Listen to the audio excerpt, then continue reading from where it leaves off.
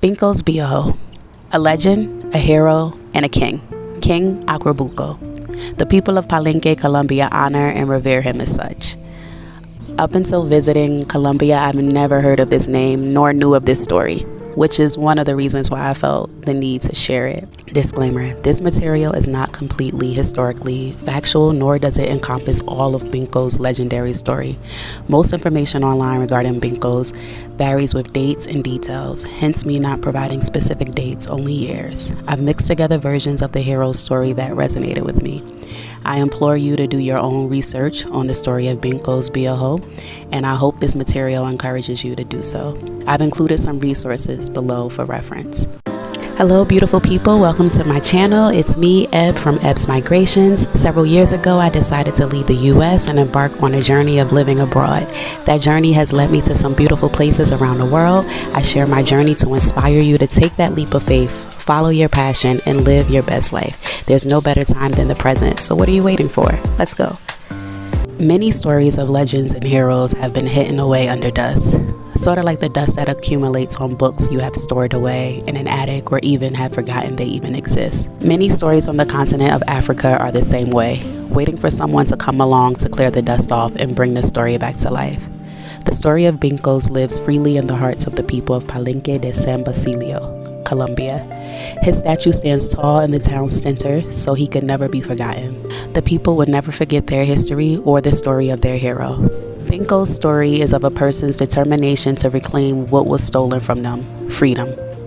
He sought this for himself and all those forced into captivity like him. He never forgot who he was after being kidnapped by a Portuguese slave trader. He was a prince from a royal family in Guinea Bissau. He would later rise to the status of King Acapulco by the people of Palenque for his bravery. The Palenque of San Basilio is known as the first free village in the Americas.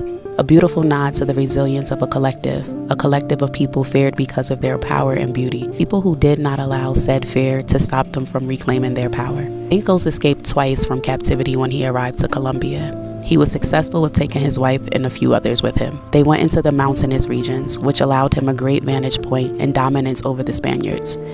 This region was known as the village of the Maroons. Benkos formed his own intelligence network and used this to collect intel that aided in the escape of other captives. Benkos was clever with getting his message to the people through the use of drums, different musical rhythms and songs, and hair braiding, mapping routes and intricate braiding designs. Benkos led an army of about 100 people and was successful for years of keeping the Spaniards out and absorbing more people that were held captive. Benkos helped to form what is known as the first free village of the Americas. His growing status and power led to the Spaniards offering a treaty in 1613. Some of the conditions of the treaty were: Benkos' entrance into Cartagena was accepted, armed and dressed in Spanish fashion. Palenque promised to stop receiving more runaways and ceased in aiding escape attempts. The people had to stop addressing Benkos as king.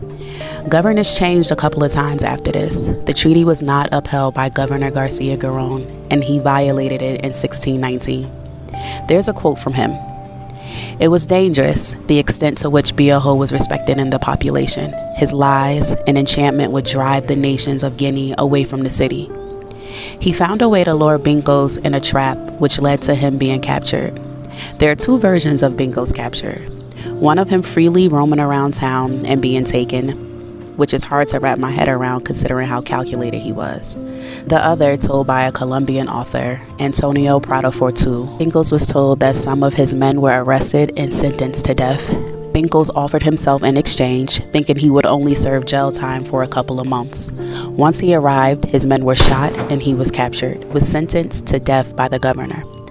I forced myself not to think of the mistreatment mentally, physically, and emotionally he endured up until the time the Spaniards decided to publicly execute him. He was hung a few years later in the main square and dismembered. His body parts are said to have been scattered around the central plaza of Cartagena, which were later collected by the people of Palenque.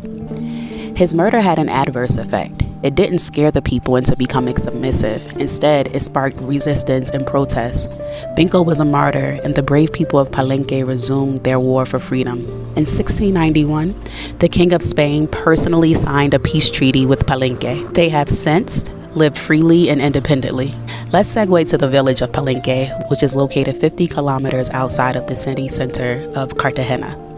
I arrived by the chicken bus, which drops you directly in the center. That's where the statue of Benkos sits. The village sort of orbits around him. He's the focal point. It was midday, so the town was quiet. People indoors and on their porches seeking refuge from the sun.